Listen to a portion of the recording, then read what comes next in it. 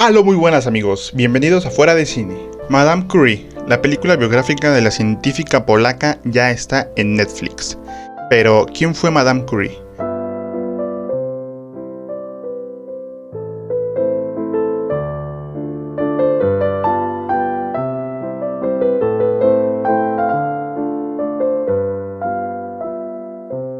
María Salomé Zabludowska nació en Varsovia, Polonia, en 1867 y posteriormente obtuvo la nacionalidad francesa. Esta mujer científica descubrió los elementos de la tabla periódica radio y polonio. Esta película es la historia de esta mujer.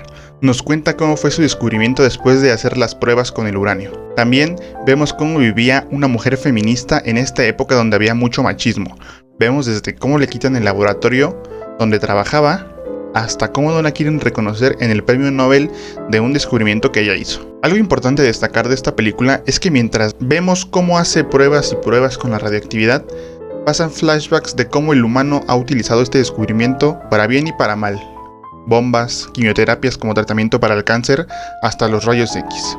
Si te gusta la historia, esta película la vas a disfrutar mucho. Vemos momentos históricos que la radioactividad ha creado, como la bomba de Hiroshima, el desastre de Chernobyl, las quimioterapias, los rayos X y todo esto.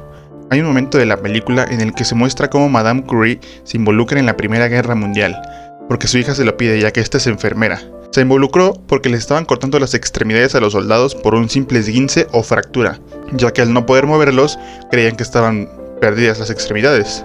Aquí también vemos cómo tampoco quieren financiarla ni para salvar a los soldados, hasta que ella misma ofrece sus premios Nobel a cambio de dinero, diciendo que los pueden fundir para obtener los recursos. Está haciendo como un cambio.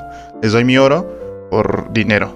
Pero el gobierno francés, con tal de no perder esos premios, ya que dicen que es orgullo francés, le ayudan a construir su máquina de rayos X y así salvar miles de vidas. En otra parte de la película se ve otro momento de discriminación, porque aunque le piden que tome el lugar de su esposo como maestra en la universidad, la Sorbona de París, le dicen que no tienen otra opción y que si no la toma, aún así llegaría alguien más a tomar su lugar. No quieren admitir que es una excelente candidata para suplir a su esposo como maestra, pero eventualmente termina siendo maestra en la universidad y tiene una gran aceptación de sus alumnos. Otro momento a destacar de la película es cuando la nominan al Premio Nobel de Química. Le mandan una carta, pero le dicen que preferiblemente no se presente, ya que fue mal vista por la gente por andar con otra persona cuando su esposo murió. Todos le gritaban de cosas, se paraban afuera de su casa a decirle sucia polaca y de todo, solo por cambiar de novio. Bueno, esto ya es algo que se sabía antes, ¿no? Que los temas de cambiar de novio o hablar de sexo tan abiertamente no eran muy bien vistos por gente más cerrada. También esto tuvo repercusiones en su carrera como maestra.